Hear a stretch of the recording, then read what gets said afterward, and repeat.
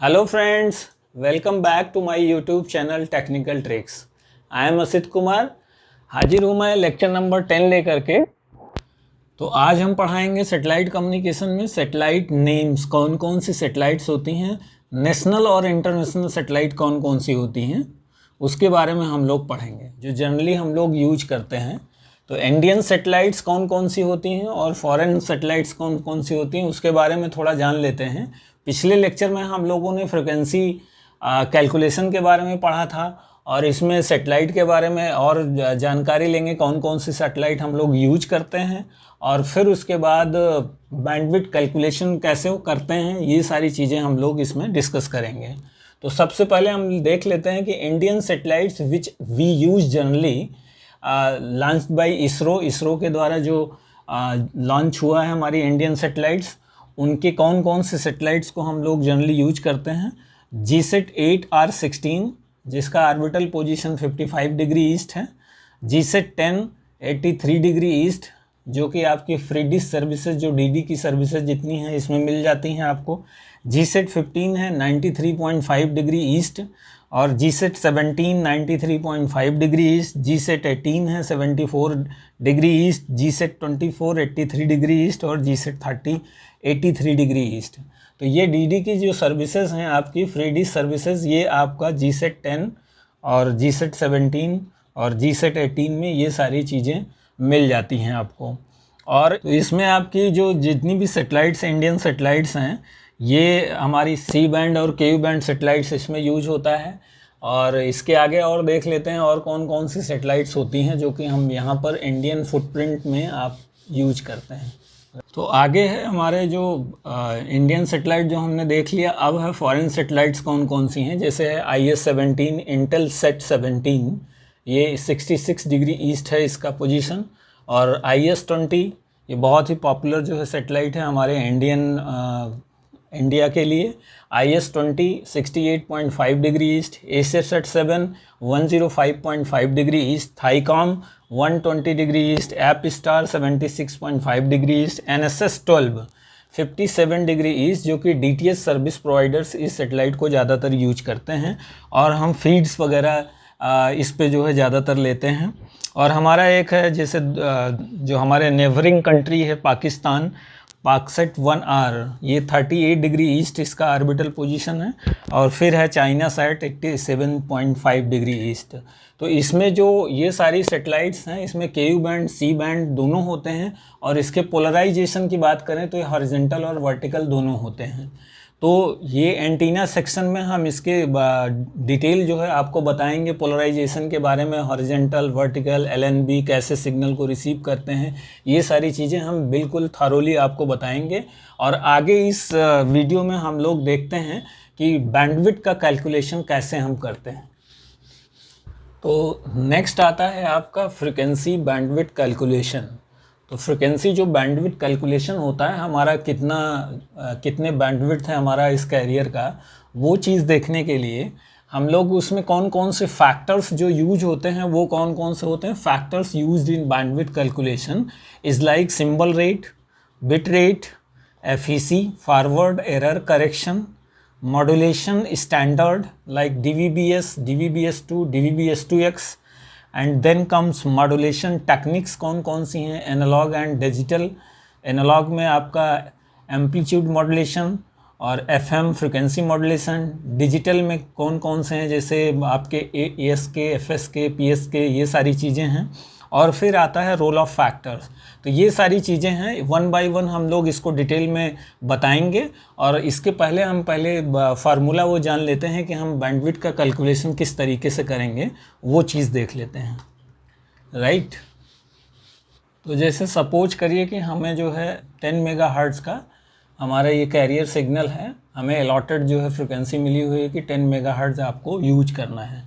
अब हम इसको किसी भी यूज़र को हमें देने के लिए, सपोज करो कि मैं इसको ये कैरियर अलाट कर दूं, दूसरे को दूसरा, तीसरे को तीसरा और चौथे को चौथा, ये इस तरीके का अगर कर दूं और हमें पता नहीं है कि 10 मेगाहर्ट्ज़ में इसको अभी कितना है, ये कितना है, ये कितना है और ये कितना है, और हमें जो है इसके लिए गार्ड बैंड की भी ज़रूरत पड़ती है, क्योंकि अगर हमारे पास गार्ड बैंड होगा नहीं तो ये क्या होगा, कैरियर की जो है ओवरलैपिंग हो जाएगी, राइट। इस तरीके का कुछ सीन हो जाएगा। तो हम जो है इसको किस तरीके से कैलकुलेट करेंगे उसको हम लोग समझते हैं। सपोज करो कि हमें जो है 10 मेगाहर्ट्ज़ का बैंडविड्थ मिला हुआ है और हम जो है इस कैरियर को 4 यूजर्स को हम देना चाह रहे हैं।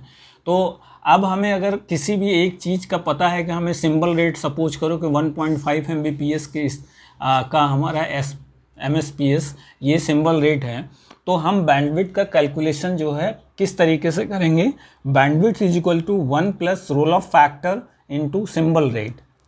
ये BW मतलब total bandwidth, roll off factor into SR means symbol rate. Roll off factor क्या होता है, सिंबल रेट क्या होता है, बिट रेट क्या होता है, FEC क्या होता है, ये सारी चीज़ें मैं अगले लेक्चर में आपको बताऊंगा डिटेल में।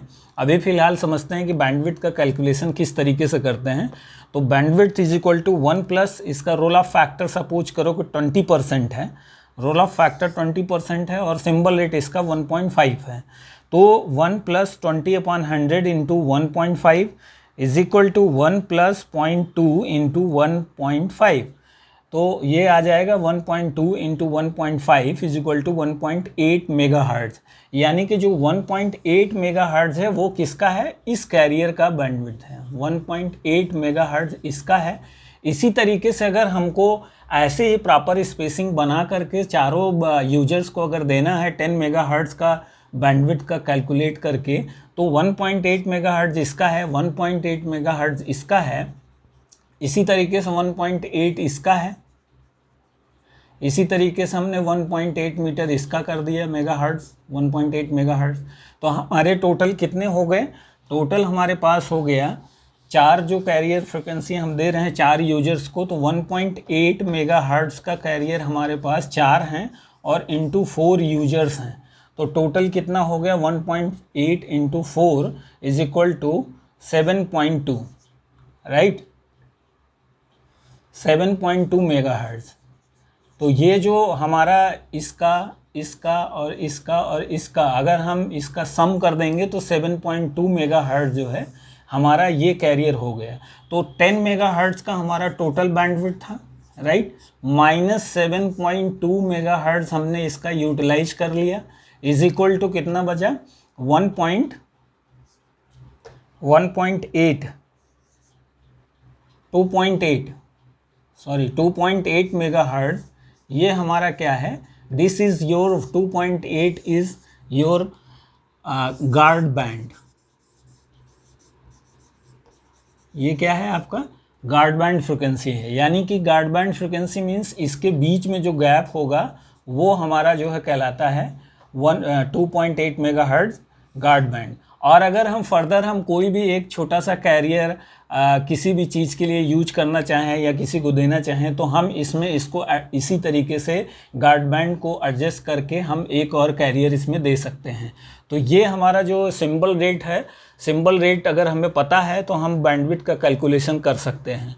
तो सिंबल रेट हो गया, इसके आगे अगर हमें FEC पता है और बिट रेट वगैरह पता है तो किस तरीके से उसको निकालेंगे, तो ये चीज़ हम उसको भी देख सकते हैं। तो हमारा बैंडविड्थ कैलकुलेशन के लिए जो फार्मूला है ये बहुत ही इंपॉर्टेंट है, bandwidth is equal to 1 plus roll off factor into symbol rate, right. Suppose हमें सिंबल रेट का अगर कैलकुलेशन करना है तो सिंबल रेट अगर कैसे कैलकुलेट करेंगे, symbol rate is equal two bit rate upon FEC into 2 MSPS। अगर सिंबल रेट हमें पता करना है तो बिट रेट हमें मालूम होना चाहिए कि बिट रेट कितना है, और उसके बाद FEC हमें पता है तो हम क्या कर सकते हैं, सिंबल रेट को निकाल सकते हैं। इसी तरीके से अगर हमें FEC अगर पता करना है, फॉरवर्ड एरर करेक्शन कैसे निकालेंगे, तो उसके लिए हमें विटर बाई रेट हमें पता होना चाहिए और रीड सोलोमन फैक्टर ये पता होना चाहिए। विटर बाई रेट जो हमारा होता है वो 1/2, 2/3, 3/4, 4/5, 5/6, 7/8, 8/9 या 9/10 हो सकता है। ये चीज़ यहाँ पर विटर बाई रेट ये हम यहाँ पर रखेंगे, सपोज करो 2/3 है।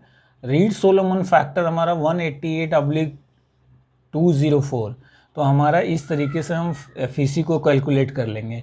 और हमारा अगर एफईसी पता हो गया तो हम, अगर हमें बिट रेट पता है तो हम सिंबल रेट मालूम कर सकते हैं। बिट रेट अगर हमें नहीं पता है, बिट रेट अगर मालूम करना है तो सिंबल रेट अगर हमें पता है, और एफईसी अगर पता है उसको 2 टाइम्स कर देंगे तो हमारा बिट रेट निकल आएगा।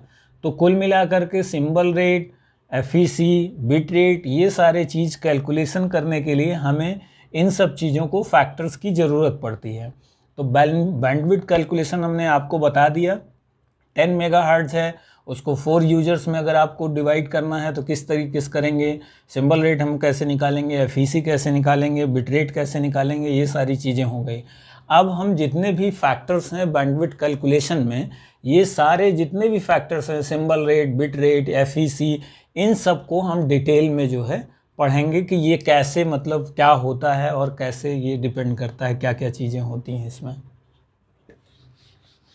वीडियो को यहीं पर रोकते हैं। नेक्स्ट वीडियो में हम लोग डिस्कस करेंगे, ब्रीफली डिस्कस करेंगे डिजिटल वीडियो ब्रॉडकास्टिंग डीवीबी के बारे में, सिंबल रेट के बारे में, फॉरवर्ड एरर करेक्शन के बारे में, बिट रेट के बारे में, डीवीबी स्टैंडर्ड, डीवीबीएस, डीवीबीएस2, डीवीबीएस2X क्या होता है, मॉड्यूलेशन टेक्निक्स क्या होती हैं, ये सारी चीज़ें ब्रीफली में डिस्कस करेंगे जो हमने अभी तक पढ़ा है। आई होप आपको ये वीडियो आज का अच्छा लगा होगा। अगर अच्छा लगा है तो लाइक करें, शेयर करें और सब्सक्राइब करना बिल्कुल ना भूलें। नमस्कार।